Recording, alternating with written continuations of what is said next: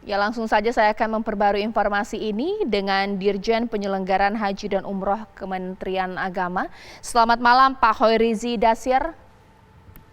Malam, assalamualaikum Mbak Caca, PLT Mbak, bukan Ya, Dirjen Mbak. baik. PLT, Dirjen Penyelenggaraan Haji dan Umroh Kemenak. Pak Betul. Hoirizi, kabar saya baik dan pastinya Baik. masyarakat Indonesia saat ini ingin meminta atau ingin mengetahui statement dari Kemenak ini seperti apa. Karena akhirnya kegundagulan kita terjawab. Pemerintah Arab Saudi mengeluarkan keputusan haji hanya untuk wilayah kalangan domestik dan juga ekspatriat. Bagaimana Pak Hoirizi? Baik, terima kasih Mbak Caca. Selamat malam pendengar TV One yang berbahagia.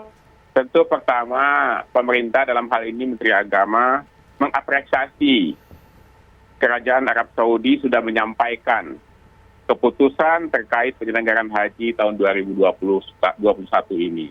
Nah, tentu ini semua adalah sama sejalan dengan harapan kita, yaitu dalam rangka memberikan keselamatan dan keamanan kepada jemaah, kesehatan jemaah. Maka itu tentu patut kita apresiasi apa yang dilakukan oleh pemerintah Arab Saudi. Semoga inilah yang terbaik di kacamata Allah. Baik, Pak Hoirizi, karena kita juga menyumbang para jemaah yang melaksanakan ibadah haji setiap tahunnya, sebenarnya berdasarkan informasi, apa sih yang menyebabkan keputusan tersebut diambil?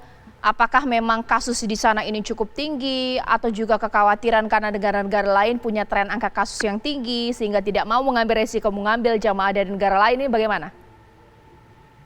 Tentu sebagaimana sejak awal kita sampaikan Mbak Caca, tidak saja Indonesia, tidak saja Arab Saudi, ketika satu negara atau satu komunitas akan melakukan kegiatan pengumpulan massa, tentu mempertimbangkan matang-matang atas keselamatan dan keamanan para hadirin yang akan diundang.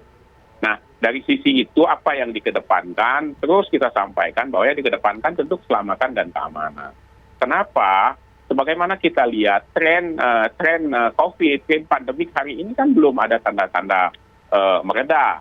Bahkan timbul varian-varian baru yang terus mengkhawatirkan kita, maka dari sisi inilah pemerintah, mungkin juga pemerintah Arab Saudi mengedepankan tentu keselamatan bagi jemaah.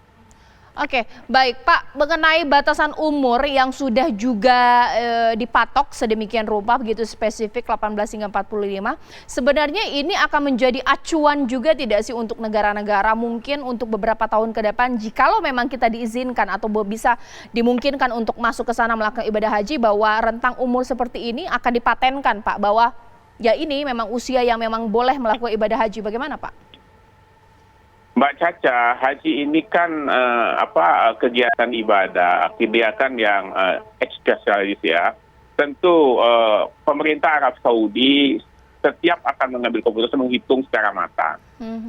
Atas dasar usia itu tentu kita tidak bisa menduga-duga, tidak bisa mereka-reka. Sepenuhnya itu menjadi otoritas pemerintah Kerajaan Arab Saudi. Semua negara ketika dia sudah menentukan regulasi, protokol, aturan, maka itulah ada taklimatul had, ada regulasi yang dibuat oleh pemerintah Arab Saudi yang harus ditaati oleh semua negara pengirim jemaah. Baik Pak, terakhir Pak Hoirizi, mungkin sampaian kepada masyarakat dan mungkin kemungkinan untuk umroh ini berarti ke depan seperti apa Pak? Itulah yang sedang kita mitigasi Mbak Caca dan pendengar yang saya hormati. Kami terus melakukan penggalangan, terus melakukan koordinasi kepada semua pihak untuk bagaimana kita memitigasi, karena haji sudah ada keputusannya, maka kita tinggal bagaimana kita memitigasi. Setelah haji ini ada umroh, bagaimana umroh itu bisa kita laksanakan sebagaimana tahun-tahun sebelumnya. Baik, terima kasih atas informasinya Pak Hoirizi Dasir. Yang terakhir boleh silakan Bapak. Boleh, baik. Saya memesankan dalam kesempatan ini, kami mohon kepada calon jemaah tetap bersabar, tawakal, sembari terus berdoa agar pandemik virus 19 ini bisa berlalu, wabil khusus di Indonesia dan Arab Saudi pada umumnya dunia. Sehingga kita bisa melaksanakan haji dan umroh ke depan sebagaimana tahun-tahun sebelumnya, nyaman, aman, tentram, selamat, dan seterusnya. Itulah yang harapan-harapan kami. Kami terus mengawal, kami terus melakukan mitigasi, diplomasi, lobby, dan seterusnya kepada pihak-pihak yang berhubungan dengan haji dan umroh ini. Saya kira gitu, Mbak.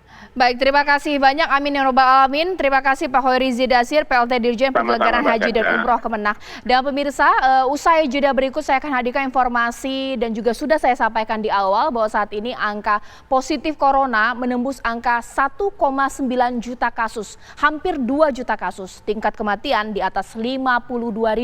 Ada apa dan bagaimana menyikapinya? Sesaat lagi.